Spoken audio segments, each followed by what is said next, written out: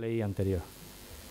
Y segundo, por haber querido una vez más contar con nosotros, con los secretarios interventores de Administración Local, a cuyo colegio estoy hoy aquí también representando, para estar con ustedes e intentar, entre todos, porque esto va a ser después una puesta en común, es lo que se pretende, arrojar un poco más de luz, como digo, en esta densa oscuridad propiciada tras la entrada en vigor del Real Decreto Ley, el 5/2014, el pasado 1 de mayo, y ya validado como ley, la 314, desde hace poco más de un mes, el 10 de octubre. Decía antes una vez más, porque sí he tenido la ocasión, entonces fue en el Hotel París, en abril del 2009, de participar como ponente en aquel entonces en unas jornadas técnicas sobre la ley JICA, y en aquel entonces, muchos de ustedes que los conozco ya y les veo la cara, sé que estuvieron también en esa jornada y recordarán que en abril del 2009, en mi ponencia, les hablaba a ustedes de la transposición de la Directiva de Servicio, que como sabemos el plazo terminaba en diciembre de ese mismo año 2009 y todavía no existía la Ley Paraguas ni la Ley Ómnibus. Les hablaba también de la necesidad, y más que necesidad, de la imperiosa obligación de cambiar de mentalidad, los técnicos y los juristas, de cambiar de un control a priori, que es lo que estábamos acostumbrados, a un control a posteriori, del cambio en cuanto al título habilitante, que pasamos de licencias a declaraciones responsables y comunicaciones previas en muchas actividades, y también les comentaba el régimen de los visados colegiales, que como vimos también cambió con la entrada en vigor del Real Decreto 1000/2010, 5 de agosto. Hace 5 años, pues imaginarán ustedes las caras, ¿no? La gente pensaría, este hombre está loco, no sé en qué estará pensando, si todo esto va a ser verdad, pero hoy en día ya vemos que es más que una realidad. Por eso siempre estos cursos, estas jornadas, son una muy buena oportunidad para una puesta en común y sobre todo para unificar criterios en un momento en los que existe una gran dispersión normativa.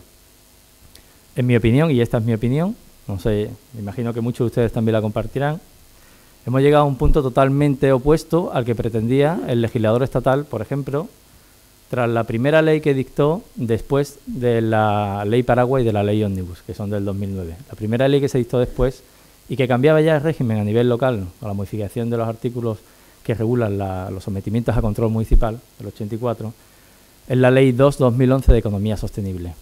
En esa ley ya se impone la obligación a todas las administraciones públicas que en el ejercicio de su iniciativa normativa tenían que cumplir con una serie de principios de necesidad, de proporcionalidad, seguridad jurídica, simplicidad, sencillez, eficacia, y les voy a leer lo que esa misma ley nos decía entonces y actualmente, porque está en vigor, que debemos entender por seguridad jurídica y por simplicidad. Seguridad jurídica dice el artículo 4, en su apartado 4, que aquel principio que permita ejercer las facultades, y se lo voy a leer literalmente, principio que permita ejercer las facultades de iniciativa normativa de manera coherente con el resto del ordenamiento para generar un marco normativo estable y predecible, creando un entorno de certidumbre que facilite la actuación de los ciudadanos y empresas. Y entendiendo el principio de simplicidad como aquel cuya consecución logre un marco normativo sencillo, claro y poco disperso, que facilite el conocimiento y comprensión del mismo. Marco normativo, por tanto, poco disperso y marco normativo estable y predecible. Más bien yo diría todo lo contrario.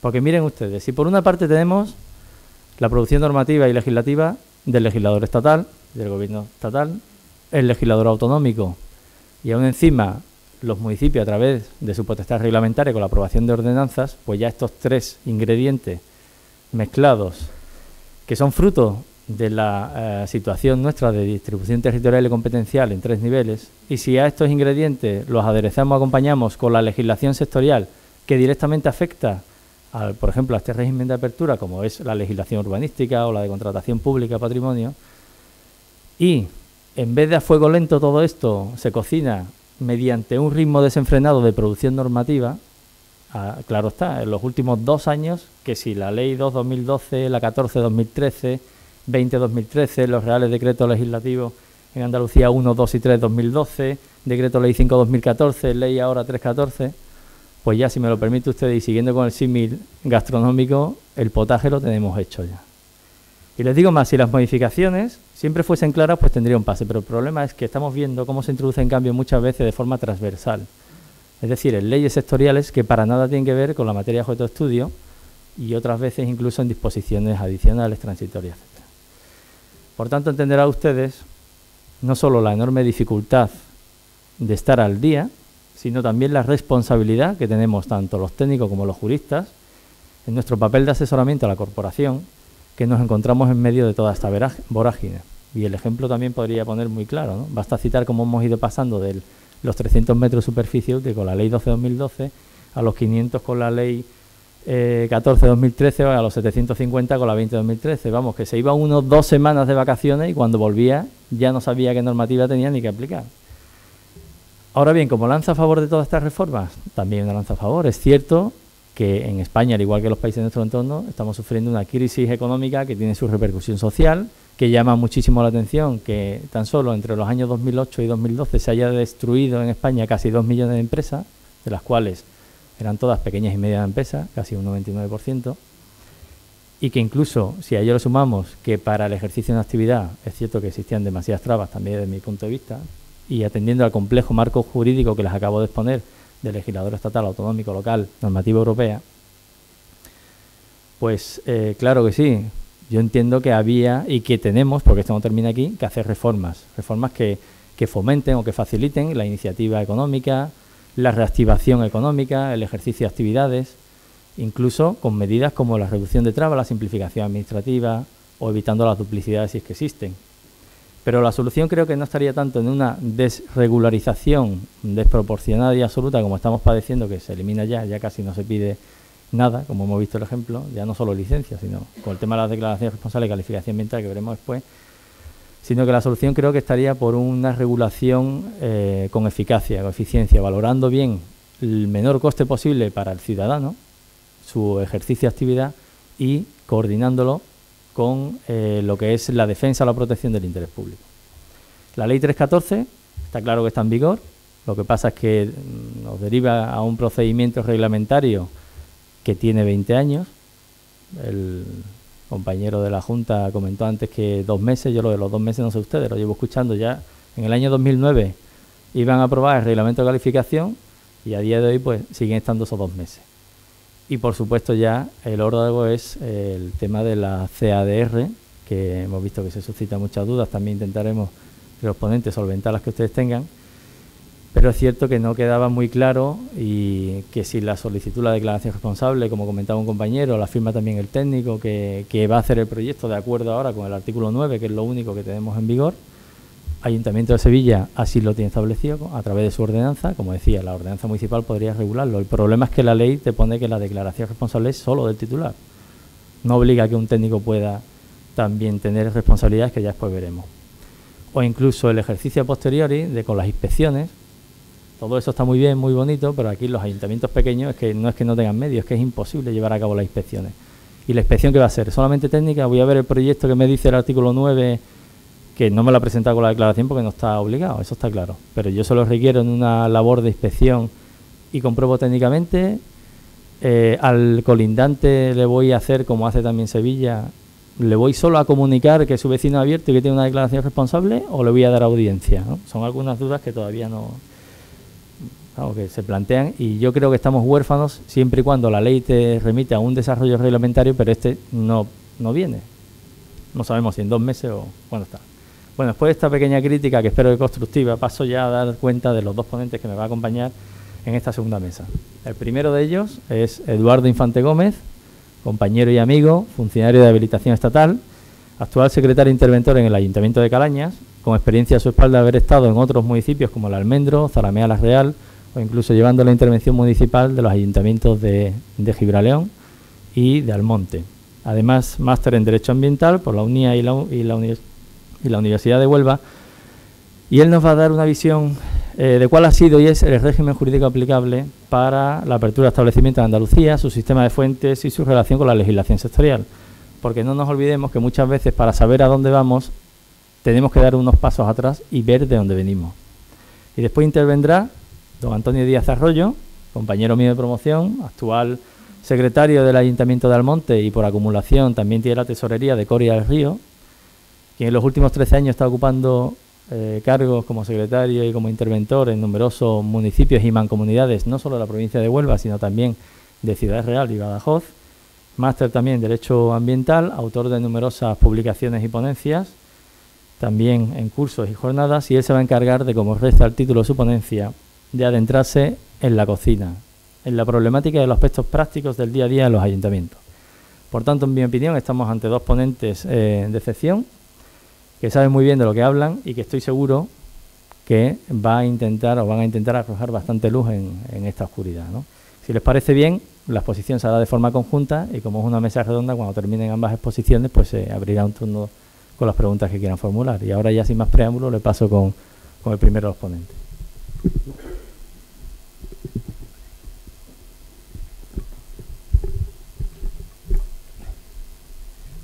Bien, buenas tardes a todos los asistentes a esta interesante jornada. En primer lugar, también suscribo las palabras de mi compañero Antonio Reynoso para agradecer a la Diputación Provincial por contar con el Colegio de Secretarios, Interventores y Tesoreros para participar en las mismas.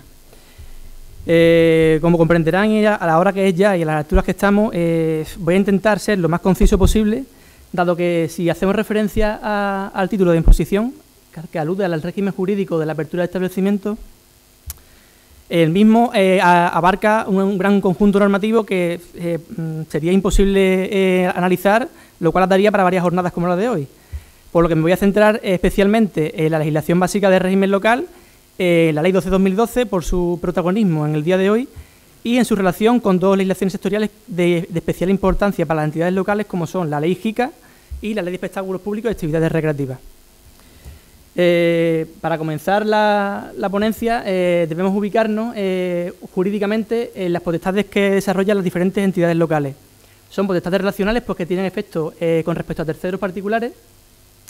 La clasificación tradicional de potestades diferencian entre la de servicio público, fomento y policía, como establece el artículo 1 del Reglamento de Servicios, también aplicable actualmente pese a ser del 55, y decir que nos centramos especialmente en la potestad de policía, que es aquella que habilita a las entidades locales para intervenir en la esfera jurídica de los particulares por razones de seguridad pública, salubridad y tranquilidad. La licencia municipal, como se ha comentado ya por anteriores ponentes, como forma de intervención en las actividades de los particulares y como acto autorizatorio más genuino, ha sufrido una gran metamorfosis derivada de la Directiva de Servicios, que ha supuesto un giro y una gran vuelta de tuerca a la forma de proceder por parte de las diferentes entidades locales. La Directiva de Servicios, como decimos, ha venido a alterar este régimen de control con dos grandes finalidades: la libertad de establecimiento de servicios y prestaciones de actividades económicas y, en segundo lugar, que se permite a la libertad de circulación de dichos servicios por los diferentes países miembros de la Unión Europea. Esta Directiva de Servicios ha impuesto una exigente obligación a las diferentes administraciones públicas españolas, al igual que el resto de Estados europeos, para adaptar sus ordenamientos jurídicos internos a los principios regulados en la misma.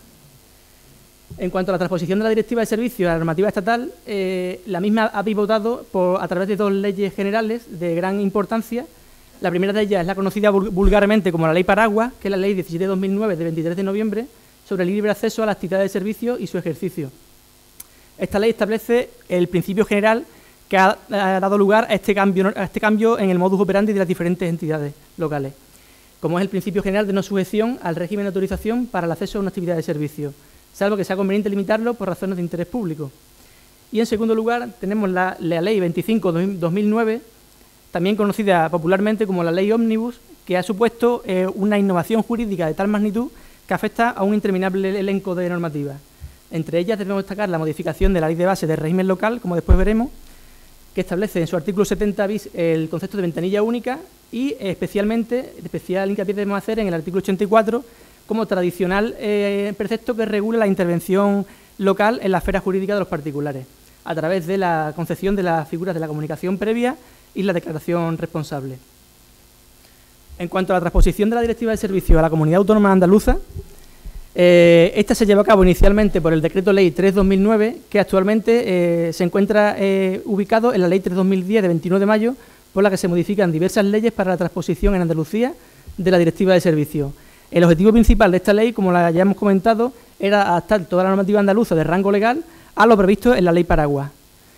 Aquí debemos hacer hincapié en una circunstancia especial, y es que este tipo de normativa que afecta en su modificación a un conjunto de leyes andaluzas hay que decir que no hacía mención de la ley JICA, como después veremos, que ha obligado al legislador andaluz a pronunciarse con carácter expreso, lo cual se ha producido recientemente a través de lo que ya ha comentado Antonio, el Decreto Ley 5/2014 y la Ley 3/2004.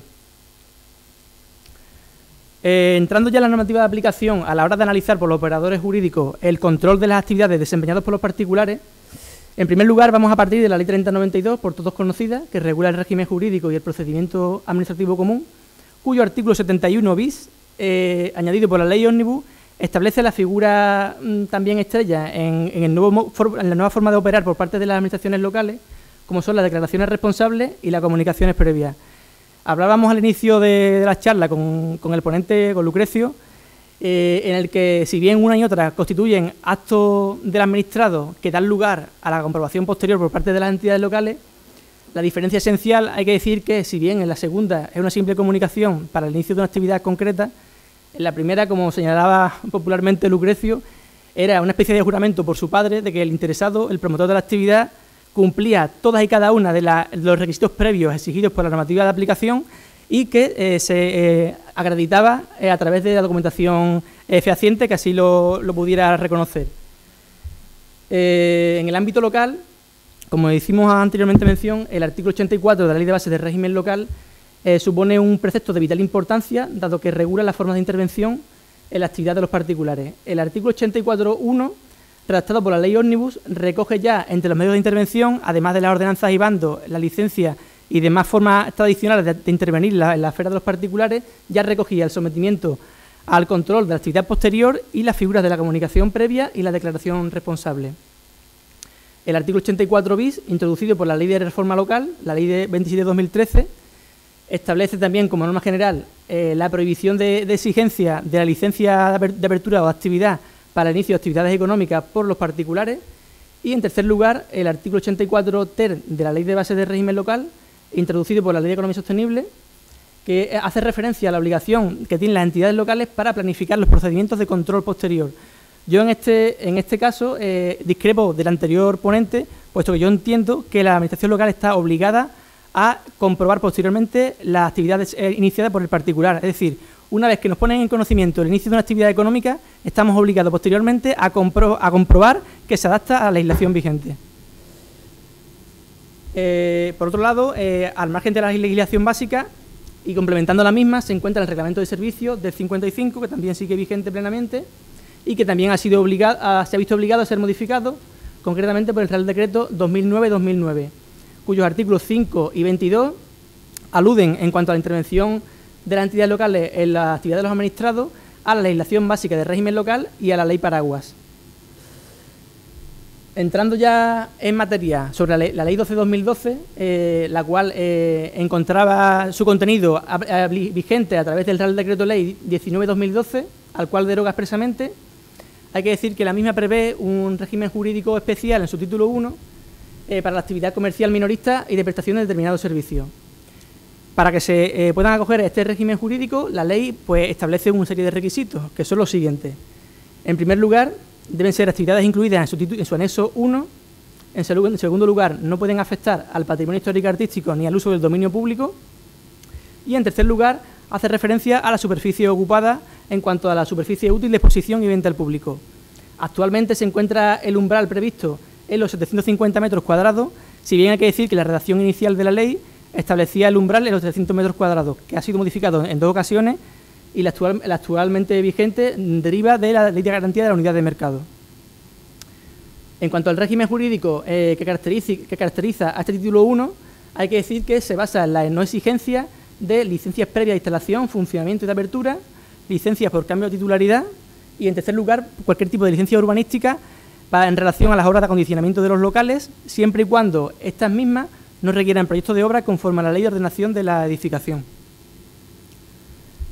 De esta ley también nos interesa destacar, puesto que supone una regulación de especial trascendencia para las entidades locales, una materia que también ha sido objeto de numerosas discrepancias y problemáticas para las corporaciones locales en la última década, diría yo, que son las instalaciones de redes públicas de comunicaciones electrónicas en las cuales se encuentran las antenas de telefonía móvil.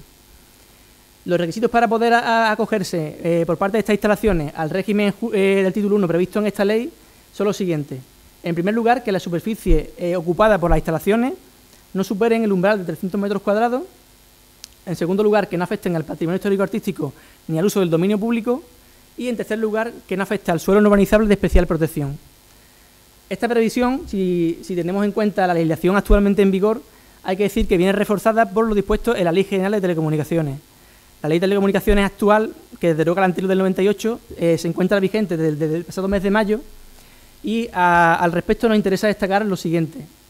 En primer lugar, prohíbe, como ha hecho la Ley 12/2012, la exigencia de obtención de licencia para las instalaciones de funcionamiento o actividad de las instalaciones de emisión de señales de red de comunicación electrónica, es decir, las antenas de telefonía móvil, prevista en la disposición adicional tercera de la Ley 12/2012, siempre y cuando cumplan esos requisitos, y dice que para el resto de casos, es decir, para aquellas instalaciones de telefonía que no se le sea de aplicación el régimen jurídico del título 1 de la Ley 12/2012, le será de aplicación el siguiente régimen. En primer lugar, como norma general, se le aplicará la licencia de actividad con calificación ambiental integrada en el procedimiento, y la novedad la encontramos en el siguiente supuesto, es decir, es en el caso en el que la operadora de telefonía haya presentado previamente un plan de despliegue o de redes de comunicación electrónica.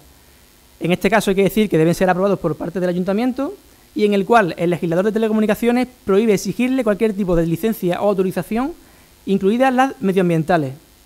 En este caso yo entiendo que la competencia para aprobar el plan de despliegue corresponde a la alcaldía presidencia, por aplicación analógica de la competencia para aprobar las licencias de apertura, cualquier tipo de licencia, mejor dicho, y también decir que se establece un régimen de silencio de carácter positivo, siempre y cuando en el plazo de 2 meses no se haya respondido a la petición de la operadora. En este caso hay que decir que la evaluación ambiental, señala expresamente el legislador sectorial en telecomunicaciones, se hará por declaración responsable. En cuanto a la incidencia de la Directiva de Servicios y la normativa andaluza de aplicación a las entidades locales, vamos a centrarnos en la Ley JICA, la Ley 7/2007. Esta ley, como todos sabemos ya, establece una serie de procedimientos para la evaluación ambiental, entre los cuales afecta de lleno a las entidades locales la calificación ambiental, al ser una competencia eminentemente municipal. Entre las actividades previstas en el anexo de la JICA, pues se encuentran señaladas aquellas que requieren este trámite de evaluación ambiental. En cuanto al procedimiento, como antes ha apuntado mi compañero Antonio Reynoso, actualmente se rige por el decreto ya un poco obsoleto del 95, que regula la calificación ambiental, a expensas de que entre en vigor el nuevo que está preparando la Junta de Andalucía. ¿Qué ha ocurrido con esta materia? Puesto que se ha producido una colisión entre las previsiones dispuestas por la Ley 12/2012, que prevé la simplificación burocrática, con la exigencia de evaluación ambiental previa por parte de la legislación sectorial andaluza. Esto ha supuesto un enorme problema de inseguridad jurídica para los operadores jurídicos que desempeñan nuestras funciones en los diferentes ayuntamientos andaluces. La solución adoptada por el legislador andaluz ha sido la siguiente. En abril aprobó el Decreto Ley 5/2014, que actualmente se encuentra integrado, aunque no lo deroga expresamente, por la Ley 3/2014. La solución que adopta el legislador es la siguiente. Vamos a dotar de sustantividad propia a la calificación ambiental, de forma que se nos pueden dar 2 supuestos. En primer lugar, la actividad que esté sujeta a licencia, la calificación ambiental se integra en el procedimiento de otorgamiento de la misma, con lo cual no sigue siendo igual que con anterioridad a la aplicación de la Directiva de Servicios. Y la novedad viene en los supuestos en los que la actividad se pueda iniciar con declaración responsable por aplicación de la normativa estatal que requiere la calificación ambiental con respecto al legislador sectorial andaluz. En estos casos nos dice que la calificación ambiental debe obtenerse previamente a la presentación de la declaración responsable. Para mi punto de vista, este sistema pues incumple el régimen de control ex post que prevé la Directiva de Servicios y que intenta integrar la Ley 12/2012. Esta situación, como ya han apuntado compañeros por aquí por el fondo anteriormente, se agrava y se pone de manifiesto con mayor claridad en los municipios de menor tamaño y con mayor escasez de recursos técnicos y de personal, en los que se depende en gran parte de la Diputación Provincial, que pese a tener formada una comisión de calificación ambiental de la que forma parte el compañero Raimundo, pues en el mejor de los casos suele tardar en permitir la calificación ambiental de 1 a 2 meses, con lo cual no podemos hablar de simplificación burocrática en ningún caso, bajo mi punto de vista.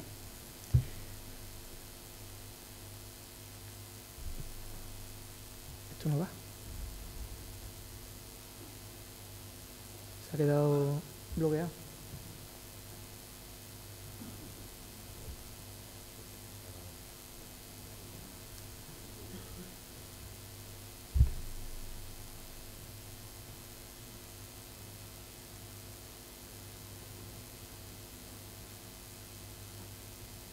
A ver, repito, bueno.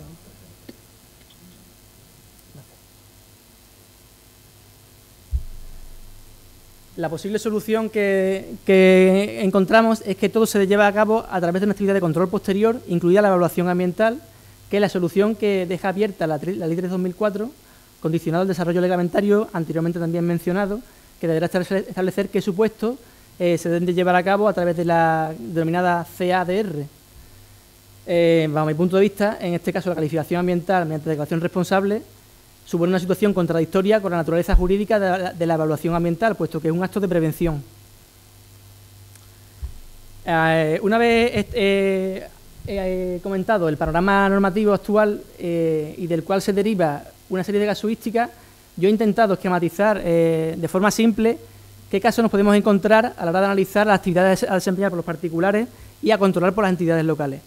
En primer lugar, nos encontraríamos con las actividades inocuas, que tradicionalmente se han definido por exclusión, al no venir incluidas en ningún anexo de una ley sectorial que incida en materia medioambiental y que actualmente se encuentran reguladas en el artículo 14.1 de la Ley 3/2004, que considera inocuas las actividades que no se encuentran incluidas en los anexos de la Ley JICA, la Ley de Espectáculos Públicos y Actividades Recreativas, la de Residuos y Suelos Contaminados y demás legislación sectorial con incidencia medioambiental en Andalucía.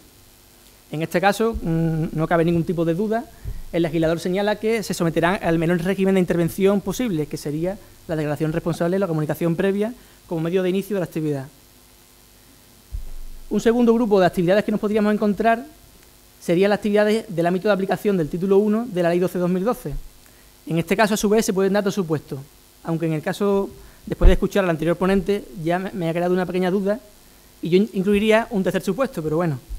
Yo tenía previsto dos supuestos. En primer lugar, que no estén sometidas a calificación ambiental, con lo cual la actividad se iniciaría con declaración responsable. Y en segundo lugar, sería un supuesto de actividades que se acogen a la Ley 12, pero que como requieren calificación ambiental, deberían obtener previamente esta a la presentación de la declaración responsable. Y aquí pues añadiríamos un tercer supuesto dentro de este segundo, que es el apuntado por el anterior ponente, que serían para aquellas actividades que prevé el anexo que pese a estar requerida calificación ambiental, se puedan iniciar totalmente por declaración responsable, tanto a efectos de su actividad propia de la actividad en sí misma, como en cuanto a la evaluación ambiental. Y en tercer lugar encontraríamos un último gran grupo de actividades que serían las no inocuas, que no se sujetan a la ley 12. En este caso, pues procedería a requerirle la licencia de actividad con calificación ambiental en su concepción más tradicional, en el que la evaluación ambiental pues, se integraría en el procedimiento de otorgamiento de la licencia de actividad o apertura. Finalmente, una vez que hemos analizado la colisión entre la Ley 12 y la Ley JICA, debemos hacer mención también por su particularidad y especial hincapié en cuanto a la actividad de las entidades locales, la materia de actividades recreativas y espectáculos públicos, las cuales se encuentran reguladas en Andalucía por dos normativas sectoriales, como son la Ley 1399 del 15 de diciembre de espectáculos públicos y actividades recreativas y el conocido como nomenclator que se regula en el decreto 78/2002. Pues bien, ambos han sido adaptados a la normativa de servicio. En primer lugar, el decreto 247/2011 adapta el nomenclator a la ley paraguas, una modificación que supone el sometimiento con carácter general de este tipo de actividades a declaración responsable o comunicación previa, es decir, a no exigirle cualquier tipo de autorización previa. Y en segundo lugar, la Ley 3/2014, de reciente aprobación, modifica la Ley 1399 de espectáculos públicos y actividades recreativas, que especialmente su régimen jurídico en el artículo 2 señala, en primer lugar, diferencia dos supuestos: el supuesto de inicio de la actividad que se lleva a cabo a través de autorización previa, en el que la misma deberá especificar los titulares, la ubicación, la duración, lugar, así como aforo. Y, en segundo lugar, hace referencia al inicio de la actividad mediante comunicación previa o declaración responsable, en cuyo caso también el interesado deberá plasmar en la misma, como un acto del administrado, todas aquellas circunstancias que van a dar lugar a la posterior comprobación por parte de la Administración. Y, en segundo lugar, esta norma se remite a un desarrollo reglamentario posterior para los supuestos sometidos a declaración responsable y comunicación previa. Para mi punto de vista, y teniendo en cuenta este panorama normativo, en cuanto a las actividades recreativas y espectáculos públicos, con carácter general no se someten a autorización previa, salvo en el caso de que la ley JICA, por ejemplo, establezca el requerimiento de calificación ambiental, en cuyo caso se iniciará por declaración responsable previamente el otorgamiento de la calificación ambiental con susceptibilidad propia. De todo este panorama normativo, pues como conclusiones, yo he ido exponiendo que la Directiva de Servicios ha supuesto un gran problema para las entidades locales que se encuentran desbordados a la hora de llevar a cabo la comprobación posterior, puesto que no cuentan con los medios materiales y personales para ello. En segundo lugar, ha generado problemas de interpretación jurídica y de articulación procedimental, de la que se encargará de hablar a mi compañero Antonio Díaz Arroyo. La colisión entre la normativa estatal y la sectorial en materia de medio ambiente de las comunidades autónomas, la solución que se le ha dado, bajo mi punto de vista, no es del todo... no dilucida realmente la situación actual, puesto que ha hecho falta acudir a una consulta, en este caso del Ayuntamiento de Carmona, para poder dilucidar el panorama descrito. Y finalmente, cabe decir también que la solución definitiva pasa por la regulación de los supuestos en que en toda intervención administrativa pues sea posterior al inicio de la actividad, incluida la calificación ambiental. Y finalmente, pues me gustaría también dejar constancia de que el legislador en muchas ocasiones no es consciente de la realidad municipal, de la planta municipal española, especialmente la provincia de Huelva, provincias como la de Huelva, que se caracterizan por tener un gran número de municipios de escasísima población y de escasísimos recursos, tanto técnicos como materiales y económicos, que obligan a recurrir a la Diputación Provincial, que se encuentra muchas veces pues impotente para dar respuesta a este tipo de cuestiones. Y especialmente esta normativa supone un cambio en la forma de proceder, puesto que a partir de ahora los diferentes municipios pues deberán contar con áreas o diferentes negociados que se encarguen única y exclusivamente de la comprobación posterior de las diferentes actividades económicas iniciadas por los particulares, con objeto de garantizar las condiciones medioambientales y el cumplimiento de la legislación vigente, simplemente. Y ahora, pues, en vez de dar paso al turno de coloquio, por razones de tiempo, voy a dar paso a mi compañero Antonio Díaz Arroyo, que se va a encargar de analizar desde un punto de vista más práctico todo el modus operandi y la forma de proceder por parte de las entidades locales, teniendo en cuenta la normativa que aquí se viene explicando en el día de hoy. Sin más, pues les dejo paso a mi amigo y compañero.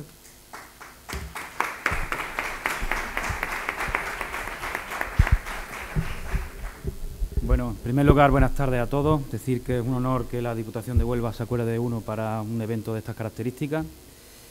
Y nada, simplemente deciros que voy a intentar analizar el tema, ya que los ponentes anteriores han dado cuenta de la normativa aplicable de forma profusa. Vamos a ver qué incidencia podemos tener nosotros, casi todos, supongo, trabajadores municipales, básicamente, lo que nos encontramos día a día en nuestra práctica profesional.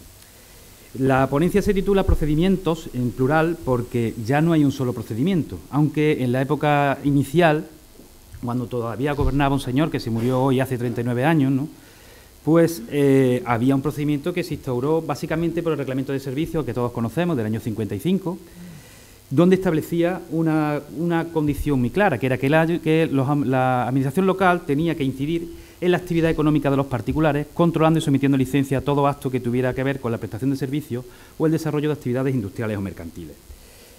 En su artículo 22, artículo que después se ha modificado, pero no en su punto tercero, al que yo me refiero ahora, dice que la apertura de establecimiento de este carácter está sometido a licencia de apertura. Una licencia de apertura que no se podría dar sino de forma previa a la licencia de obra. Esto es una forma que luego se interpretó donde se hace referencia a dos tipos de licencias distintos, que yo entiendo que de forma un poco confusa el Reglamento de Servicios calificaba como licencia de apertura. Si nosotros vemos el gráfico, bastante sencillo, vemos como cuando un señor se presenta ante el ayuntamiento con un proyecto, o se presentaba, deseando realizar una actividad, podía enfrentarse a una actividad sujeta a calificación ambiental, digamos, estaba sujeta al ramming. He puesto únicamente el ramming, podía estar sujeto a otro tipo de actividades calificadas, pero por hacer referencia a las más habituales dentro de la administración local, podemos entender que un señor podía tener dos actividades: bien montar una peluquería, que estaría sujeta al ramming, o bien montar un despacho profesional, que no estaría sujeto en principio a ninguna actividad y sería inocuo. Este hombre lo primero que pasaba era una fase de calificación municipal donde se valoraba básicamente si el uso urbanístico de la zona habilitaba para el desempeño de las actividades que pretendía desarrollar. Esta calificación urbanística se autorizaba mediante un visto bueno municipal donde la posterior práctica determinó que se concedía lo que posteriormente se denominó, valga la redundancia, licencia de actividad. Esta licencia de actividad, una vez concedida, habilitaba a la persona para que tramitara la licencia de obra y dentro del mismo procedimiento, básicamente como también se produce hoy, se tramitara la autorización ambiental, en este caso la calificación ambiental que se tramitaba dentro del ayuntamiento, o bien otro tipo de autorizaciones que se tramitaban ante otros órganos, todavía no denominados ambientales, pero bueno, ante otros órganos del Estado. En este caso, cabe decir que la verificación de la licencia en el sistema tradicional que todos hemos conocido, y el que no, pues le ruego que levante la mano y que lo diga, en este punto el 90% de las actividades ya habrían, porque los ayuntamientos le daban una cosa que era la autorización provisional. Esta autorización provisional, repito, yo supongo que la habrán visto todos, por lo menos los que ya llevamos unos años trabajando, básicamente habilitaba de forma preventiva una vez que tenía la calificación. Esa licencia ha tenido muchos problemas porque la multitud de las sentencias de tribunales, tanto de orden inferior como el propio Supremo, ha dictaminado que esa licencia o autorización provisional que se le daba tenía los efectos de licencia concedida. En base a un razonamiento al que todos podemos llegar a la misma conclusión. Una licencia que es una mera autorización por el cual la Administración comprueba de que el particular presenta todas las condiciones para el ejercicio de actividad, una vez que se ha concedido es que se ha concedido a todos los efectos. Y no comprendía los tribunales cómo se podía someter a condición lo que una persona ya tenía en propiedad, o sea, lo que tenía el derecho para ello. Por tanto, esas actividades que hoy en día todavía se autorizan siempre han estado, digamos, fuera del ámbito legal, porque la tramitación de la ley no era otra que aquella.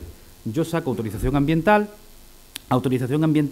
que a mí me tiene que dar el propio ayuntamiento, que se tenía que publicar, como bien se ha dicho anteriormente, cosa que tampoco se hace, por lo menos en la generalidad de los casos, y que una vez concedida con sus medidas correctoras, habilitaba para que el proyecto de obra que se tramitaba de forma conjunta, al terminarlo, se verificaran las medidas correctoras y en caso de cumplimiento se daba la denominada como licencia de apertura, que se daba en esos tiempos de forma independiente de la licencia de primera utilización o de licencia de primera ocupación, se decía entonces, de forma unitaria. En el caso de la licencia inocua, el procedimiento era mucho más sencillo. El hombre presentaba el proyecto, se entendía que era inocuo, directamente licencia de obra, y cuando terminaba la licencia de obra le daban la licencia de primera ocupación. Ni que decir tiene de que en este caso el 99% de los profesionales habrían con la autorización provisional o el visto bueno del ayuntamiento. Esta realidad, digamos que sí es cierto que ha generado bastantes problemas en la práctica, sobre todo en casos que conocemos todos, de posteriores conflictos jurisdiccionales de determinadas licencias sometidas con provisionalidad, ha degenerado en la modificación que después se realizó por vía de la normativa que hemos estado viendo todos hasta ahora mismo, por la vía de que la directiva Bolkestein, hablando con propiedad, la directiva del año 2006, pretendió unificar en todo el espacio de la Unión Europea el acceso a las actividades más ordinarias dentro de todo el ámbito europeo para evitar que las trabas de los distintos estados fueran suplementarias. En este caso, lo que se ha hecho ha sido tramitar una especie de procedimiento paralelo manteniendo el procedimiento estándar. Si nos fijamos en el gráfico, vemos como la ley que posteriormente establece los mínimos en los cuales nosotros debemos considerar que las actividades no están sujetas a licencia municipal y no a calificación, como bien se ha dicho anteriormente, que es la ley actualmente, la ley 12/2012, después de sus modificaciones, como bien ha dicho mi compañero Eduardo. Esa ley establece los mínimos, pero como ya se ha dicho anteriormente, serán las propias administraciones locales las que establecerán a partir de ahí qué otras actividades someten a licencia o qué otras actividades no someten a licencia, siempre bajo la premisa de que tienen que cumplir los criterios que establece el artículo 84 bis de la Ley de Régimen Local a la que también se ha hecho referencia. Voy un poco rápido, si veis que no entendéis algo lo que sea, me paráis. Vale. En este caso, el sistema de los procedimientos que no se requieren autorización administrativa, como bien dice, a partir de la ley Paraguas y la ley Ómnibus del año 2009, están sometidos a dos figuras que, como ha dicho también Eduardo, parece que son distintas, pero en verdad todo el mundo las cita como similares, que son la declaración responsable y la comunicación previa. Si analizamos la 3092, en principio son diferentes, porque uno dice que yo me hago responsable de lo que digo y lo otro es que comunico únicamente que lo tengo. Entiendo que deberán ser las ordenanzas las que distingan un caso u otro. Yo sobre este caso sí planteo una posible distinción. En aquellos casos donde nos sometamos a declaración responsable también por vía de calificación ambiental, entiendo que la declaración responsable procede un suplemento sobre la comunicación previa, porque uno se responsabiliza de lo que dice tener. Y en este caso estoy con lo que antes se ha comentado en el debate con el compañero del Ayuntamiento de Huelva, basándonos en que no se puede hacer ese control a priori porque el documento ambiental y el documento técnico en principio no se tiene por qué aportar. Entonces, esa declaración responsable vinculará a efectos de responsabilidad a la persona que lo firma. Haciendo un comentario con lo que ha dicho mi compañero Antonio Reynoso, yo entiendo que es de dudosa legalidad que se exija que el técnico firme la declaración responsable conjunto con el titular, pero, por ejemplo, ayuntamientos como el de Sevilla lo exigen. Es un medio, desde luego, para tener, digamos, bajo cobertura a ambos responsables. Entiendo que es de dudosa legalidad, pero la práctica lo determinará. Entiendo, en todo caso, que siguiendo con el esquema tradicional, aunque sometido a la nueva modificación, si nosotros estamos obligados a obtener calificación ambiental de forma previa, no se podrá presentar esa declaración responsable hasta que esta calificación ambiental no se haya ejecutado y la persona que promueve la actividad haya declarado responsablemente que ha cumplido incluso a las medidas correctoras. Calificaciones ambientales sin medidas correctoras, ahí abajo lo indico, entiendo que debe de haber muy pocas. Yo la verdad que creo que así ni he visto. En todo caso, esa declaración responsable final estará sometida a verificación administrativa. Entiendo, como dice el compañero Eduardo, que salvo cuestiones muy concretas, el ayuntamiento debería de verificar las actividades sobre la base de, sobre todo, aquellas que están sometidas a calificación ambiental, aunque sea por declaración responsable. Y cuestión aparte ya sería que el reglamento debería de incorporar algunas condiciones, algunos posicionamientos anexos, como si sería conveniente el notificar a colindantes, pero siempre ex post del otorgamiento de la condición que tiene el particular para abrir, que en todo caso es la fecha de la presentación del documento de declaración responsable o comunicación preventiva, o comunicación previa, perdón. En los casos en los que se requiere todavía autorización administrativa, el procedimiento es muy similar al anterior. Nosotros presentamos el correspondiente proyecto. Ese globo que hay en medio lo he puesto porque entiendo que hay que hacer una breve referencia a lo que dice la Ley 12-2012. Sobre todo, bueno, primero que se establece un poco los criterios a través de la modificación recientes que aclara si se podían dar licencias de apertura totales o parciales. Ahora ya con la nueva normativa está claro que se puede autorizar de forma parcial siempre que se cumpla la viabilidad de la edificación para el uso pretendido. Y sobre el proyecto de obra, se requerirá proyecto de obra en función de que la normativa sí lo exija.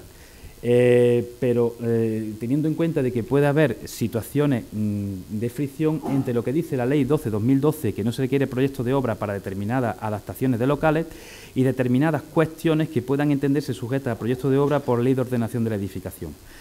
En principio parece que no debería de haber fricciones, pero hay determinadas cuestiones que podíamos intentar, sobre todo en acondicionamientos de casos de suelo no urbanizable, al que luego veremos, donde pueden existir determinadas adaptaciones donde parezca que no se requieren licencia, pero en principio sí se requiere proyecto de obra. Estamos hablando de todas maneras de cuestiones de laboratorio que tampoco son muy presentes. En todo caso, los procedimientos siguen teniendo el mismo supuesto de calificación urbanística previa y al final todo derivará en la concesión por parte del ayuntamiento de la licencia que, como dice en este caso el reglamento de disciplina, la licencia que ampare el procedimiento cuando se requiere autorización administrativa, amparará todo otro tipo de licencias que se requieran. Por tanto, esa licencia, entiendo que de utilización que dé el ayuntamiento, también hará referencia a la licencia de apertura del establecimiento, pero eso sí, cada una de las licencias mantendrá sus condiciones particulares. Y esto lo digo porque cada una de las licencias está sujeta a procedimientos distintos, tanto a procedimientos de verificación como a procedimientos de posible caducidad. En este caso, yo sí quisiera hacer referencia a una cuestión añadida, como es el caso de esa línea que pongo en el procedimiento sobre la acreditación de las condiciones urbanísticas de la declaración responsable. En principio, salvo que el planeamiento presente perfiles difusos esté muy delimitado, cualquier actividad amparada por la Ley 12/2012 va a permitirse en prácticamente la totalidad de los sitios o de las zonas de los sectores de suelo urbano. Pero podemos encontrar supuestos en los que no. Podemos encontrar supuestos donde determinadas actividades estén excluidas, por ejemplo, de ámbitos residenciales y donde determinadas actuaciones estén excluidas de ámbitos industriales cuando existen casos, como por ejemplo pasa en el Ayuntamiento de Almonte, donde las zonas comerciales están distinguidas de las zonas industriales. No es lo más operativo, pero así sucede.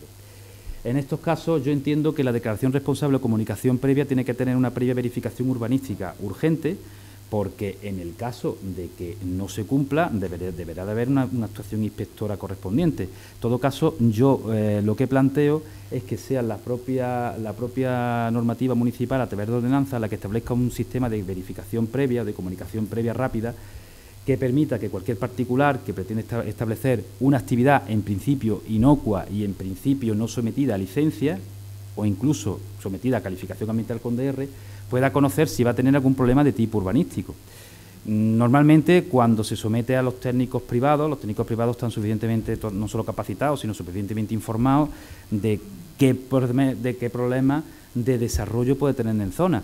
Pero hay supuestos dudosos y a los que ahora voy a hacer referencia y que para no hurtarle tiempo al trámite, digamos, de coloquio que podamos tener, pues voy a pasar porque entiendo que será lo más productivo que podamos sacar de un supuesto práctico como al que yo me refiero.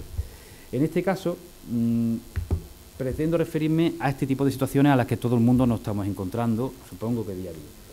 En primer lugar, a las famosas licencias de reutilización de construcciones. La normativa actual dice que una reutilización de una construcción para una actividad en principio está sometida al mismo régimen de actividad que la actividad anterior, siempre que se mantengan las condiciones. ¿Cuál es lo que pasa? Que en el caso de que se vaya a realizar obras de adaptación para una nueva autorización, lógicamente deberá someterse al trámite de la nueva autorización. Y cuando digo nueva autorización, quiero decir hasta la verificación urbanística de la posibilidad de uso y desarrollo. Sobre todo en aquellos, estoy hablando por referencia, de sitios, yo no he conocido ninguno, pero sí, no he trabajado en ninguno, pero sí conozco sitios donde determinadas actividades no se permiten en edificios compartidos. Eso pasa, por ejemplo, en ayuntamientos de otras capitales de provincia, por ejemplo, el tema de Segovia, al que estuve en una jornada hace poco, donde las actividades comerciales no se permitían en determinadas zonas del casco urbano con usos residenciales. Eso a nosotros, en principio, yo en Andalucía no lo he visto, pero por ahí parece ser que es más común de lo que parece. Entonces, debemos de habilitar un procedimiento de comunicación rápida para casos de reutilización, poder advertir con anterioridad de los condicionantes que se supone pueda tener una reutilización de un edificio que ya está construido. En segundo lugar, me quiero hacer referencia a las construcciones sin actividad determinada. Y lo digo porque en las mismas jornadas estas a las que tuve el honor de asistir, los compañeros del Ayuntamiento de Almería me dijeron una solución que tienen allí que entiendo bastante práctica, que es que cuando la típica persona que presenta un proyecto para hacer una nave industrial y ellos le dicen sin uso, el Ayuntamiento de Almería hace una cosa que a mí me parece muy correcta, que dice no, nave de uso industrial, sin actividad declarada. Con ello dejamos claro de que el uso urbanístico está determinado por el planeamiento y no se puede alterar. Aunque parezca mentira, es una mera cuestión sintáctica o digamos de expresión, pero soluciona mucho más problemas de los que parece, porque queda a todos los efectos claros de que el uso de la nave no puede desvirtuarse salvo que la normativa lo autorice, como es el caso que se ha encontrado sobre todo a partir de los años 90 en muchas ciudades, sobre todo aglomeraciones, donde se establecen los famosos lofts, donde se vive residencialmente en zonas industriales.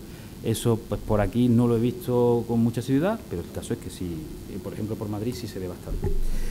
En tercer lugar, quiero hacer referencia a un tema un poco discutido, que son los cambios de titularidad. En principio, un cambio de titularidad es una modificación subjetiva de una licencia que en principio está sometida al mismo régimen que cualquier otra modificación. Lo que pasa es que al no modificarse en principio las condiciones de prestación de la actividad, normalmente con una mera declaración se vienen autorizando los cambios.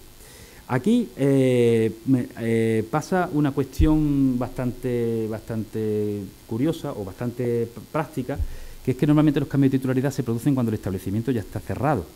En este caso, entiendo que por vía de ordenanza deberíamos de determinar cuándo ese cambio de actividad se permite de forma directa o cuándo se debería de tramitar de nuevo la autorización, cualquiera que fuera, para el desarrollo de la actividad. Y eso lo asocio al siguiente punto, que es el punto de la caducidad de la licencia.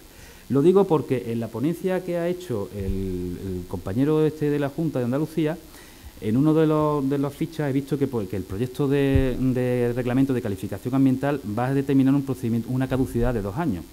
Esa caducidad antes estaba siempre muy discutida porque incluso cuando si vosotros metéis ahora mismo en Internet caducidad de licencia de actividad, os salen muchas cuestiones, sobre todo desde foros de técnicos, donde se habla de que las licencias de actividad no caducan. Hacer la prueba, yo la hice ayer por la noche y salen todas las páginas iguales. Una licencia, por definición, en algún momento tiene que dejar de estar en vigor, porque no puede permanecer sine die, estableciéndose todos los efectos sobre ella, sin que le alteren las circunstancias, tanto subjetivas como objetivas, que puedan incidir sobre la misma. En este caso, la caducidad siempre ha sido dudosa y lo que normalmente se ha hecho, o lo que incluso yo recomiendo, es que sean las propias ordenanzas las que establezcan un plazo de caducidad, salvo que por vía reglamentaria no establezcan uno de aquellas sometidas a calificación, en el cual, ante el desistimiento en el uso de esa actividad, se inicie un procedimiento siempre con comunicación a terceros. Pero ¿dónde está aquí el truco? Y en este caso, en el Ayuntamiento de Almonte se ha dado recientemente una actividad cerrada. Nosotros, por vía de ordenanza, establecimos que el cierre por más de un año suponía la cesación de los efectos de la licencia de actividad. Es cierto de que no se ha tramitado la declaración de caducidad, pero nosotros entiendo que podemos establecer esa cesación de los efectos por lo que establece tanto el reglamento de calificación como el reglamento de disciplina, como numerosa normativa aplicable de todos los sectores, de que la Administración está obligada a verificar en cualquier momento el cumplimiento de la normativa. Por vía de esa declaración, digamos, general, nosotros establecimos que, transcurrido un determinado plazo de tiempo, cualquier persona que desee reiniciar una actividad o bien reiniciar una actividad cuya anterior titular la hubiera detenido hace más de un año, debería de nuevo de sacar la autorización a la que estuviera sometida. A partir de ahí, otros supuestos ya mucho más concretos serían el caso de la antena de telefonía móvil al que se ha referido mi compañero Eduardo, y únicamente decir, bueno, pues que la diferencia está en los supuestos que establece hoy en día. Se establecen además con total sintonía en el anexo tercero de la JICA, en sus puntos 1357 y 1357 bis, donde establece si están sometidos a calificación ambiental o calificación ambiental declaración responsable, que se equiparan a los supuestos donde necesitan licencia municipal o bien están sometidos a mera declaración responsable. Y por último, vamos a hacer referencia a los 3 supuestos, digamos, más concretos y más difíciles que yo entiendo que se puede dar a un ayuntamiento, sobre todo a los ayuntamientos pequeños. En primer lugar, las construcciones en suelo no urbanizable y urbanizable, como todos sabéis, están sujetas a toda actividad, salvo las vinculadas al uso específico del suelo, que ahí también podríamos discutir largo y tendido. Esas actividades en construcción en suelo no urbanizable y urbanizable, en este caso siempre que no sea sectorizado, requieren la previa tramitación del proyecto de actuación o plan especial en su caso. En el momento en que se presente el proyecto de actuación, la autorización vendrá determinada por el resto de normativa. En principio no debe de haber ningún problema ni ninguna distinción en que la actuación se establezca en suelo no urbanizable o en suelo urbano. Únicamente habrá que ver que los proyectos que se tengan que presentar o que se deban de recabar sin presentarlo debe hacer referencia a todas aquellas condiciones de de construcción que se requieran en suelo no urbanizable. Después podemos hacer referencia al tema de las edificaciones declaradas fuera de ordenación. En este caso parece claro, cuando hay una modificación normativa del planeamiento que declara una actividad fuera de ordenación, una edificación fuera de ordenación, declara la edificación y su uso, con lo cual en principio, mientras ese uso no finalice o no decaiga por caducidad de la licencia o por efectos asimilados a la caducidad, como hemos dicho anteriormente, establecidos por el propio ayuntamiento. En este caso sí habría más problemas sobre declarar esto y sí tendríamos bastante litigiosidad si no declaramos la caducidad de forma expresa. Las edificaciones declaradas en situación de fuera de ordenación son perfectamente hábiles para declarar el uso que anteriormente se establecía. Todo ello siempre que no haya una normativa sectorial que impida en determinada zona el desarrollo de esa actividad. Por ejemplo, si una actividad industrial estaba antes desarrollada en una zona residencial, el cambio de planimetría, el cambio de planificación, perdón, que supusiera la cesación de la posibilidad del desarrollo de esa actividad, supondría unos efectos sobre esa actividad no actuales, pero sí futuros, depende de lo que a los efectos establezca el planeamiento. En todo caso, si la normativa sectorial de esa actividad determina que no pudiera haber, que no se puede desarrollar en unas limitaciones que ya no cumpliría, en ese caso sí deberíamos de proceder a la cancelación de la licencia de actividad. Y finalmente, esto si queréis luego lo desarrollamos. Finalmente, en el tema del asimilado fuera de ordenación es un tema en el que yo especialmente pues estoy estudiando la cuestión por motivo de que entiendo que es una cuestión que nos va a surgir a todos. En este caso, quisiera hacer referencia a que los asimilados de fuera de ordenación, su regulación se equipara a estos efectos totalmente con la de los edificios fuera de ordenación. Lo digo porque la propia Dirección General de los Registros y del Notariado, en una resolución de septiembre del año 2013 sobre una cuestión de suelo urbanizable del municipio de Algeciras, ha venido a decir una cuestión. Yo discrepo mucho de la Dirección General cuando tengo que discrepar, pero cuando le tengo que dar la razón se la doy. Y en este caso dice, a mi entender, con muy buen criterio, que de poco valdría que se mantuvieran los efectos de una construcción si no se pudiera habilitar para el uso al que antes estuviera destinada. Pero es que no solo cabe por ahí, sino es que el propio decreto 2/2012 de la famosa situación de las construcciones asimiladas fuera de ordenación y de los asimilados y del hábitat rural diseminado, establece que los AFO, las asimiladas fuera de ordenación, mantienen la sustantividad de la construcción y del uso, con lo cual, vuelvo a repetir lo mismo que lo que he dicho antes para el fuera de ordenación.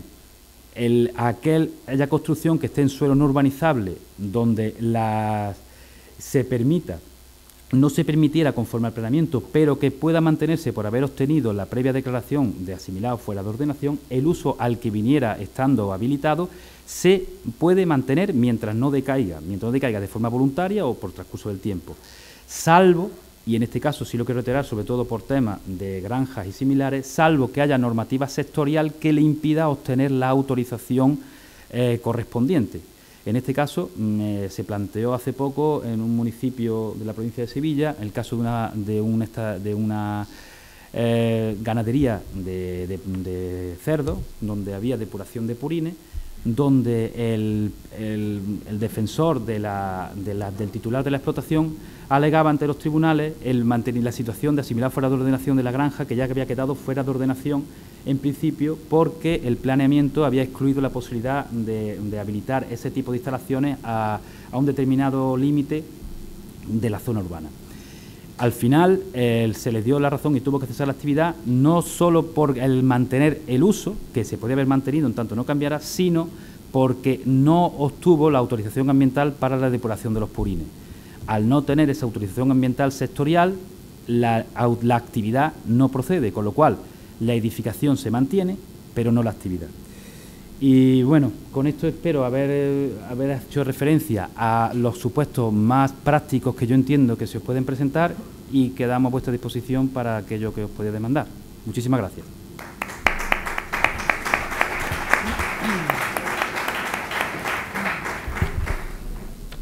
Bien, abrimos un turno de preguntas, de dudas que quieran formular. Estamos por allí. Micrófono.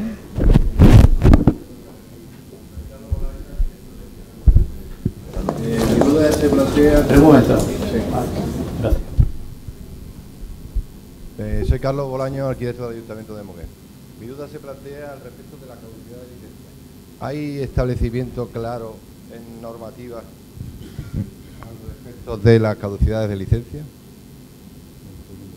En principio, ahora mismo que yo conozca, la caducidad de licencia de actividad no. O sea, la caducidad de licencia de actividad es una cuestión que mientras se desarrolle no finaliza y una vez que cese, en principio no existe una normativa clara que te establezca que finalizado el plazo se cesan sus efectos. Por eso...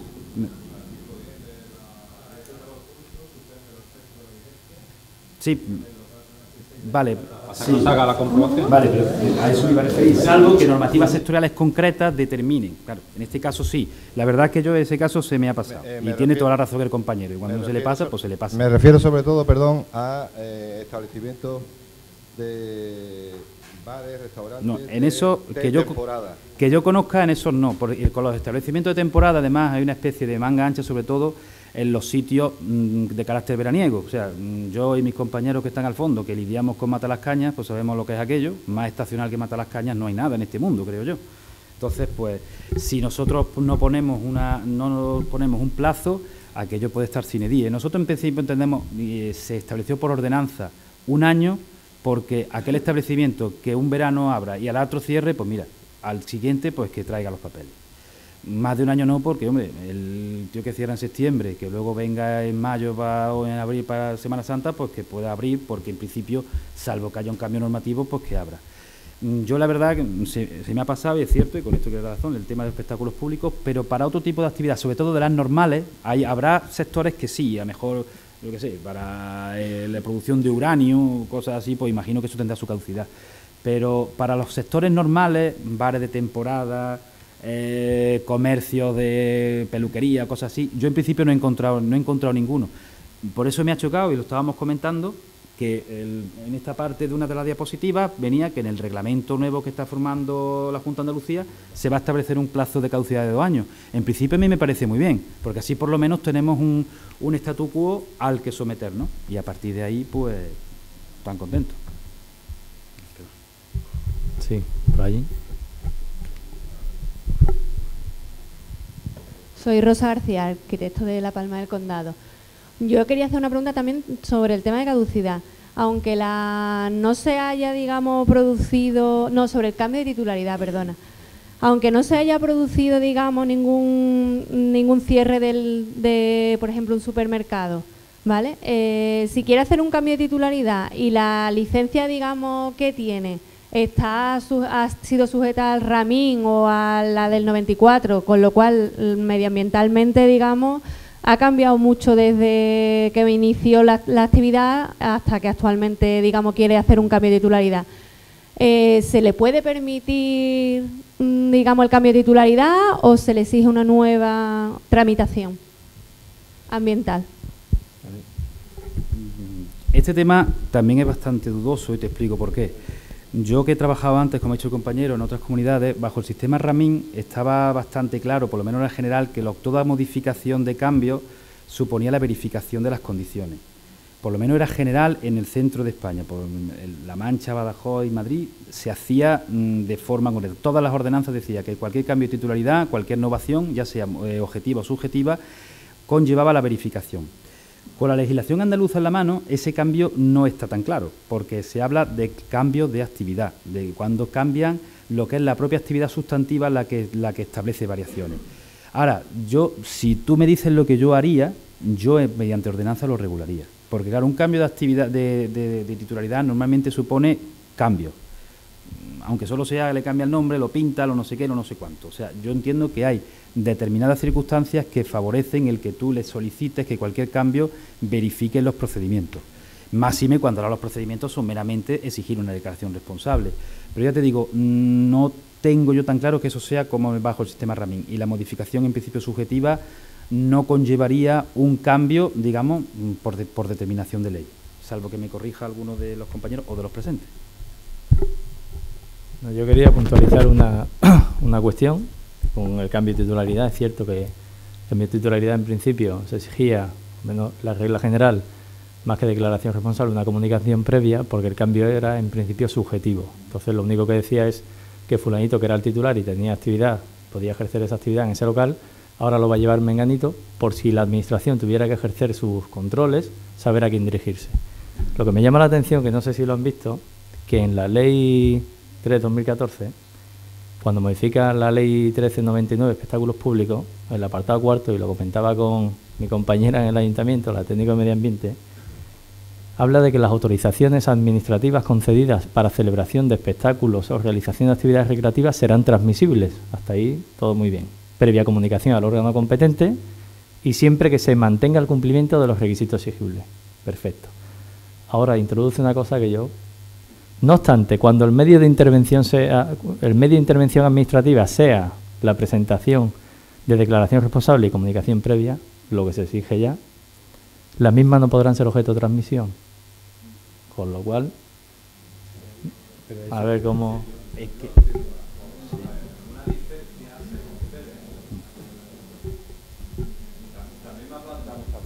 Yo entiendo que una licencia de apertura, como siempre, una licencia se concede en base a las circunstancias objetivas del local.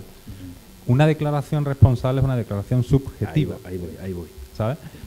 Lo que no quiere decir es que, así lo hacemos nosotros en el Ayuntamiento de Huelva, obligar al nuevo titular a presentar una nueva declaración responsable, pero que pueda hacer uso, con la autorización del anterior declarante, de la documentación, etcétera. Es que yo creo que tiene razón, que yo creo que va por ahí. Como la declaración responsable es personal y uno dice, yo bajo mi responsabilidad digo que tengo, yo no me puedo decir, el responsable antes era otro. Ahora que venga el otro y lo diga. Claro, efectivamente. Bueno, en este caso lo que hay es que el cambio... Yo creo que ese es el sentido del contenido. Lo que hay es que venga el otro y ahora lo declare el mismo, ya está. Pero vamos, a los efectos... Sí, ahí al fondo...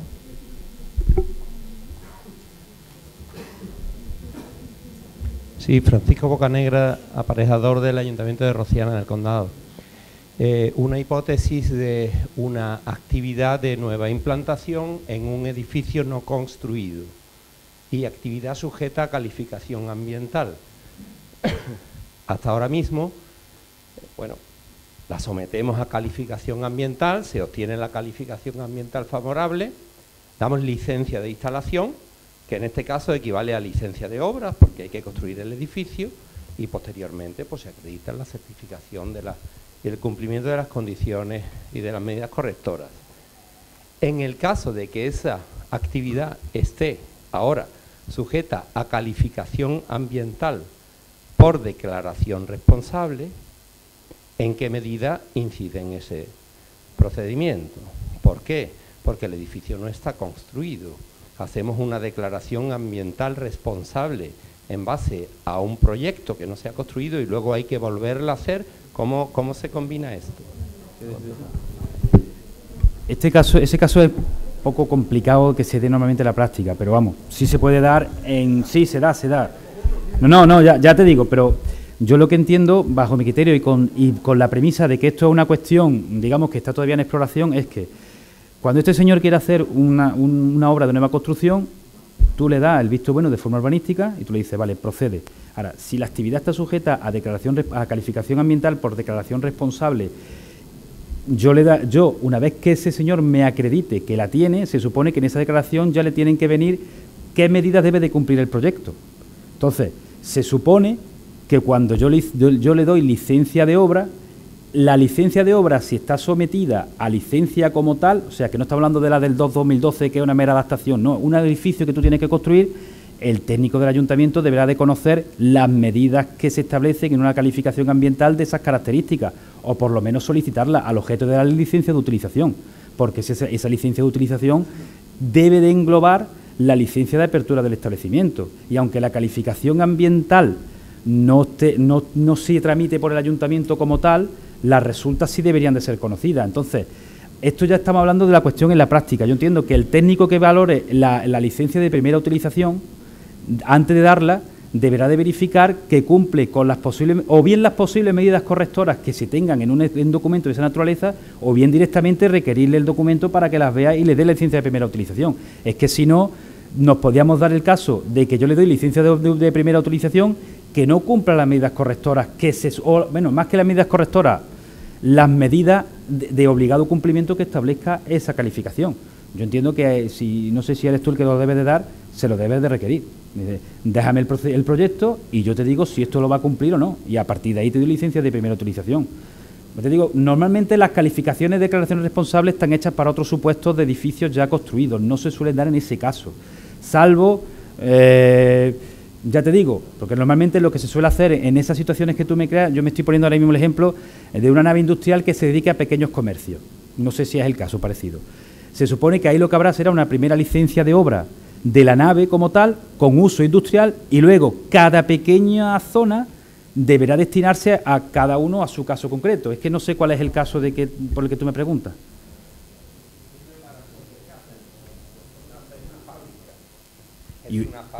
Y una fábrica está sujeta... Bueno, vamos a ver, una fábrica hay muchos tamaños. Sí, ya, pero... Por no entrar en una cuestión de detalle que parece que... No, ya entiendo, es que lo que pasa es que si hay una industria, perdona, normalmente las actividades industriales no están sujetas a declaración responsable. Entonces, por eso digo que el supuesto tiene que ser un supuesto muy concreto, tiene que ser, normalmente están o a calificación ambiental o otro tipo de autorizaciones que sí tienen su trámite.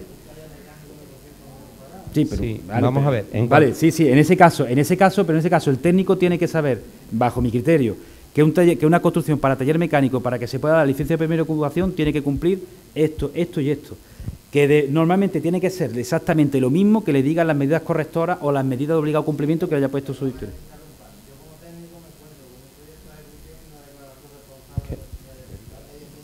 Sí. No, pero desde que termine el compañero, que si no... Es por cerrar. Bueno, sí, lo que ten en cuenta que esto estamos hablando de un supuesto más de carácter técnico. Lo que yo quiero decir es que, por ejemplo, el tema de la emisión de ruidos, difícilmente vamos a poderlo evaluar ni responsablemente ni irresponsablemente a nivel de proyecto. No, eso desde luego, por descontado. ¿Cómo se va a resolver eso? Yo es que la única posibilidad solo veo una fórmula, que es que, solo veo ahora mismo, ¿no?, que el ayuntamiento obtiene con la presentación del proyecto de ejecución, que simplemente estaríamos hablando de un proyecto de ejecución, que suscribe un técnico que se supone que ha hecho unos cálculos y unas verificaciones de que eso, cuando se ejecute así, va a cumplir con las cuestiones ambientales. En base a ese proyecto suscrito por el técnico, el propietario declara responsablemente que va a construir todo eso así y el ayuntamiento, si los parámetros urbanísticos, eso no tiene más remedio que dar licencia de obra sin esperar ningún trámite más. Sí, pero luego se construye se construye la actividad, se pone más por spam o menos por spam, o se hace lo que tiene que hacer y luego la actividad se pone en marcha. Hay una primera licencia de utilización o de apertura, donde el técnico director de esas obras o de esas instalaciones certifica que se han dado cumplimiento a todos los requisitos técnicos que estaban recogidos en el proyecto. Y hemos terminado. Mi única duda podría caber es si esa declaración responsable del promotor de la actividad es oportuno que se presente en el momento de la licencia de obra o en el momento de la puesta en marcha de la actividad. Cosa que cuando no es por declaración responsable está muy claro, porque hay dos licencias, una de instalación y otra de funcionamiento. Clarísimamente. A lo que yo te voy. Desde dos puntos de vista. En la práctica, ¿qué es lo que haría si yo me abordara ese tema? Pues ya que tú has abordado un tema que puede haber fricción, en la ordenanza municipal establecer que los casos similares a este, en los supuestos en los que la construcción se haya que ejecutar y haya calificación ambiental, declaración responsable, el proyecto se tiene que aportar en la fase de licencia, que además, el técnico es que además lo debería de requerir, porque es que si, lo que tú has dicho antes, yo hago una declaración responsable que va a acometer la obra, no, la obra la hace bajo licencia, es que el técnico es el que tiene que verificar que la obra, la obra tiene que tener una licencia de obra. Vamos a ver, no, para poder dar la licencia, por supuesto la obra no se puede hacer sin licencia. Claro, por eso pero para poder dar la licencia de obra, como la actividad está implícita en la licencia de obra y está sujeta a calificación ambiental con declaración responsable, entiendo que en principio, esa era mi cuestión en realidad. Sí, yo te entiendo. Cuando el ayuntamiento requiere la declaración responsable de adecuación ambiental previa a la licencia de obra, es decir, la aporto con el proyecto de ejecución que solicita licencia. Yo entiendo que previa, ¿por qué? Porque los proyectos se tienen que tener al inicio del esbozo de la actividad. O sea, a mí de nada me sirve que yo tenga un local ya construido y ahora saque la calificación, porque a lo mejor lo tengo que arreglar entero. O sea, yo exigiría esa declaración de forma previa. Ahora, en ese sentido, ¿cómo se comprueba que está cumpliendo en las condiciones reales de la edificación las emisiones de ruido? No tiene solución. Sí, no, pero sí tiene, no tiene solución. Dos formas. Primero, que los técnicos al exigir el proyecto exijan que ese proyecto contenga todas las declaraciones ambientales, que lo pueden exigir, porque es que estamos hablando de un supuesto que es tan concreto como de que va a ponerse a ver una actividad calificada sin haber pasado una calificación municipal. Yo es que le exigía que lo presentara en el inicio. Y es más, y si no, pues siempre tendremos la resulta a verificación posterior. Sí. Pero yo entiendo que desde el ayuntamiento se puede y se debe exigir en ese momento que la obra que se proyecte y que se ejecute cumpla, no solo que tenga ya el proyecto, sino que a mí me lo aporte. Porque es que si no, difícilmente yo voy a poder dar la licencia de utilización a algo que está sometido a calificación ambiental, aunque sea por declaración responsable. Yo, hombre, entiendo que ese caso se puede dar. Yo entiendo que serán los menos porque el CADR está hecho para supuestos muy concretos, pero en ese caso que lo tenéis tan claro, ordenanza al canto y regulación. Y es la mejor forma, bajo mi criterio, ¿eh?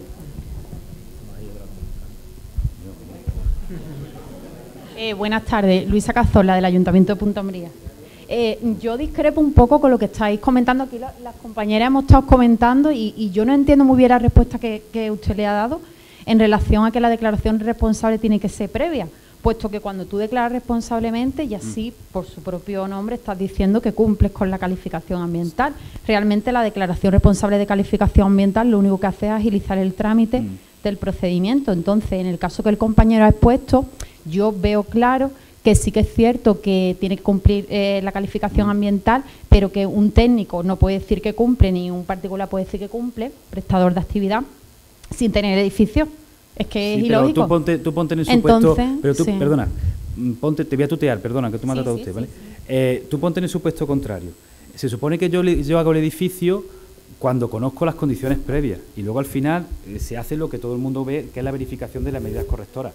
O sea, si yo voy a verificar el edificio y le digo que yo declaro responsablemente una vez que ya está construido, lo tengo que, si luego no me cumpliera, lo tengo que revisar. Entonces, lo que yo digo es que si la declaración responsable de la calificación ambiental va por declaración responsable y el ayuntamiento no tiene conocimiento de ella o no tiene por qué tener conocimiento, yo me curaría en salud, o por lo menos yo lo que entiendo que deberíamos de hacer, y es exigirle que la documentación de construcción abarque también las condiciones ambientales de la actividad, puesto que ya sabe qué actividad va a desarrollarse, al objeto de que cuando yo le dé licencia de utilización, yo pueda saber qué condiciones le tengo que requerir para que esa actividad se desarrolle. O sea, si es un taller y tiene que tener un decantador de fluidos y un no sé qué de lo que sea, pues eso normalmente un técnico lo conoce a priori. O sea, entonces, que se presente la declaración responsable antes o después, la declaración responsable bajo calificación ambiental es un mero requisito administrativo donde uno se hace responsable. Pero perdona, es que no tendría sentido entonces, porque si yo, pues te vuelvo a repetir, por ejemplo, nosotros sí que esa tarea los compañeros técnicos la hacen.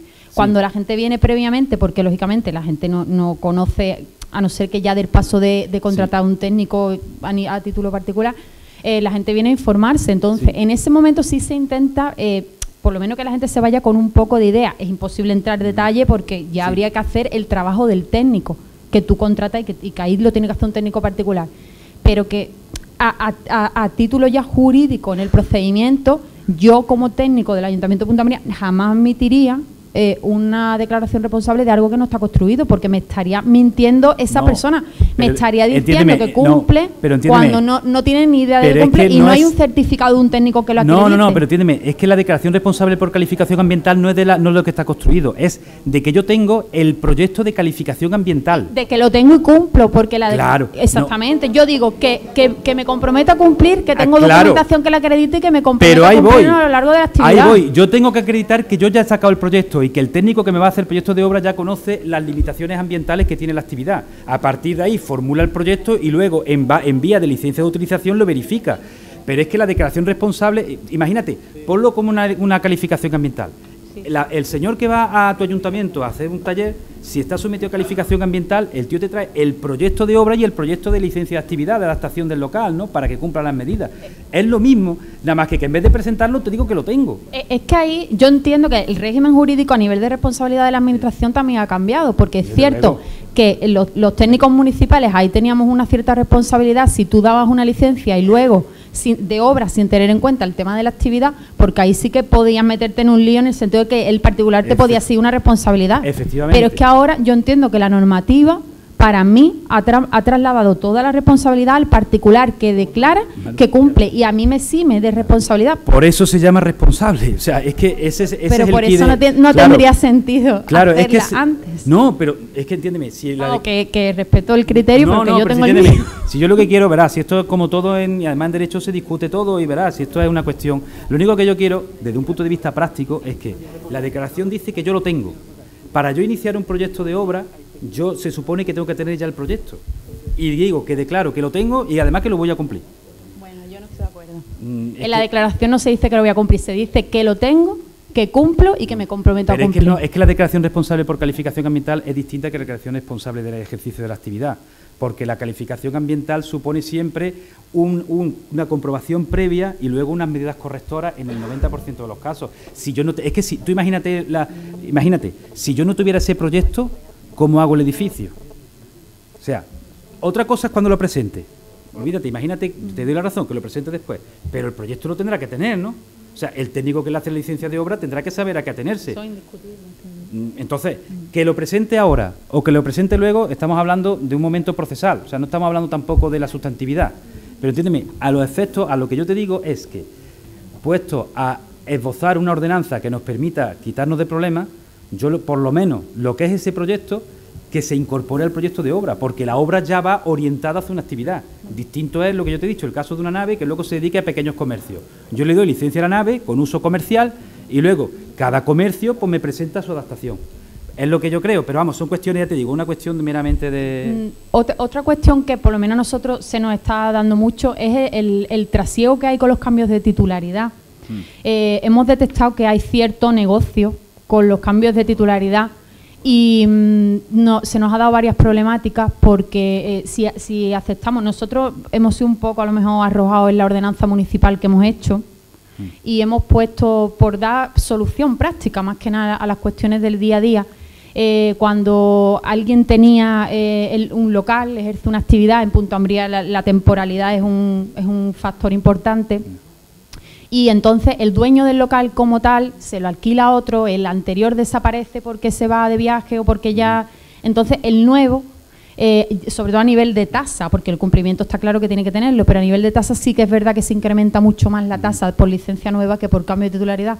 Entonces nos encontramos con que a lo mejor es imposible encontrar al titular de la licencia o porque hay un negocio, se intenta sacar dinero con este tipo de cuestiones y nosotros...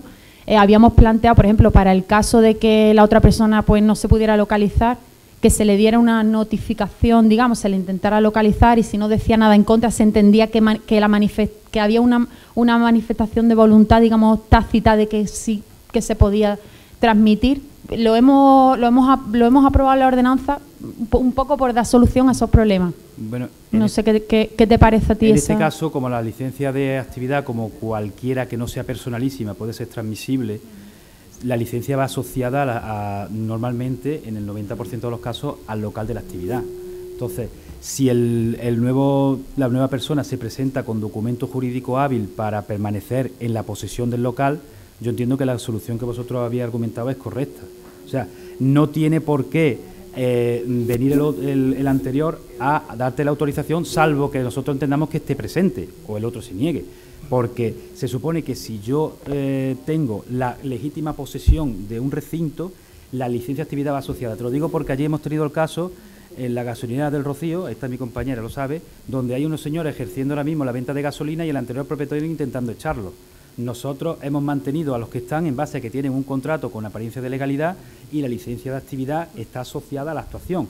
En principio nosotros, el juzgado nos ha dado la razón en primera instancia, o sea que en principio yo entiendo que la solución que tú has argumentado no va mal encaminada. Yo como soy jurista, ¿no? Los tres, se nos ha dado otro caso también muy similar que lo hemos resuelto, una solicitud de renuncia a una licencia de actividad de un local y al día siguiente cambio de titularidad. ¿Cómo resolveríais? Ahí lo que pasa es que si tú renuncias técnicamente, tú has desistido de la licencia. Entonces, claro, la licencia... Nosotros hemos aceptado la renuncia por ser el titular, digamos, actual, entender que tiene un mejor derecho que el poseedor. Lo que pasa es que ahí sí es cierto que, aunque esté asociado al local, si la licencia está expedida hacia una persona y manifiesta su voluntad de cesarla, ahí la licencia sí entiendo que cesa todos los efectos. No sé mis compañeros qué opinan, pero yo entiendo que cesa. Bien, me dicen por razón de tiempo un par de preguntas más. Sí, allí.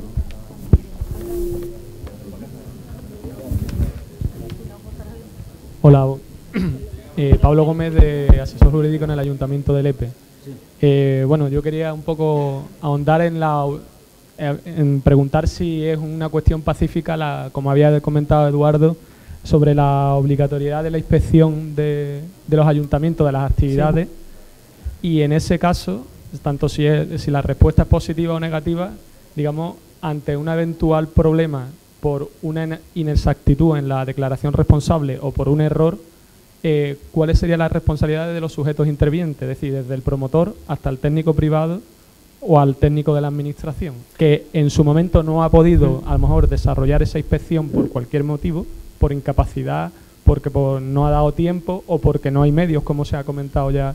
Entonces quería saber, desde vuestro punto de vista, primero, si es pacífica la opinión de que es obligatorio la inspección, y después, si en ese caso, tanto si es positivo o negativo, cuáles son las repercusiones para los sujetos. Yo, en cuanto a la primera pregunta que hace, yo entiendo que es obligatorio, sobre todo, en actividades que no sean inocuas. O sea, actividades inocuas que no tengan ningún tipo que no entrañen ningún peligro para la salud pública o el medio ambiente. Bueno, pues yo aún así, personalmente entiendo que debería actuarse posteriormente para comprobar las condiciones de local y demás. Pero sobre todo, en las no inocuas, entiendo que existe la obligatoriedad de comprobar posteriormente que se cumple la normativa aplicable y las condiciones del local.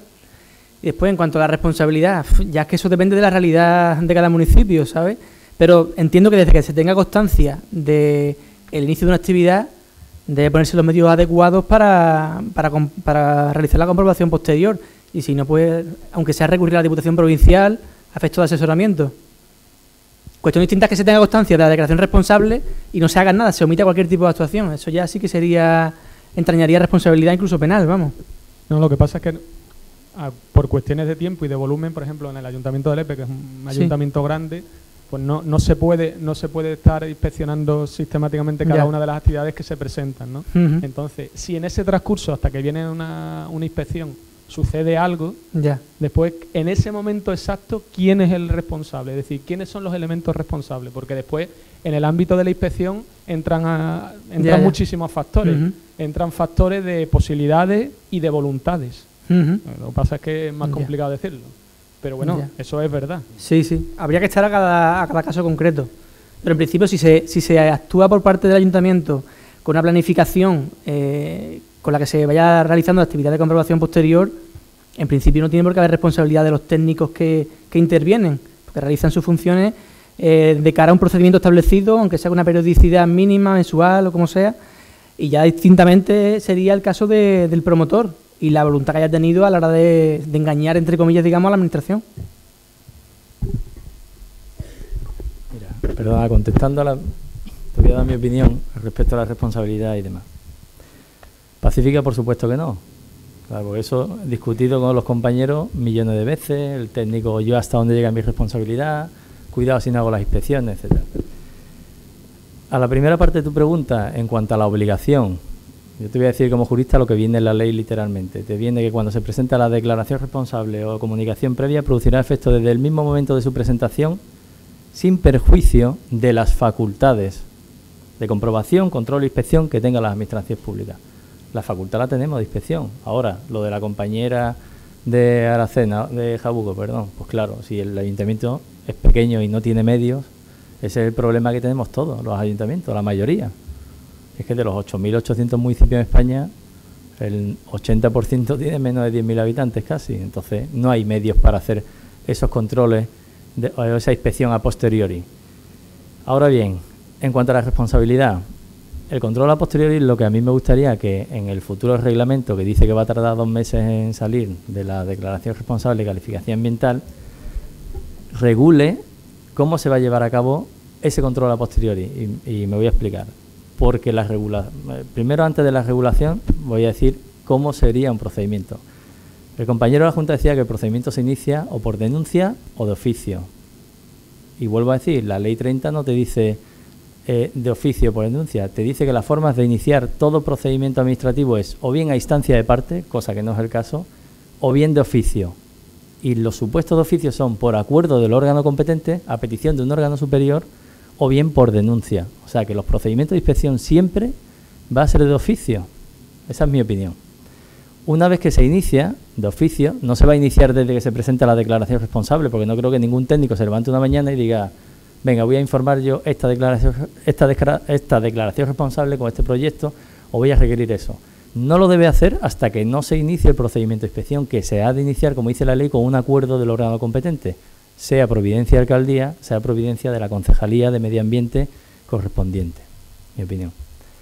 Pide informe a los servicios técnicos. Entonces, como la declaración responsable de CEA, hemos visto que no tiene la obligación de presentar el proyecto que cumpla con lo dispuesto en el artículo 9, pues lo requerirá el ayuntamiento y hará sus labores de comprobación.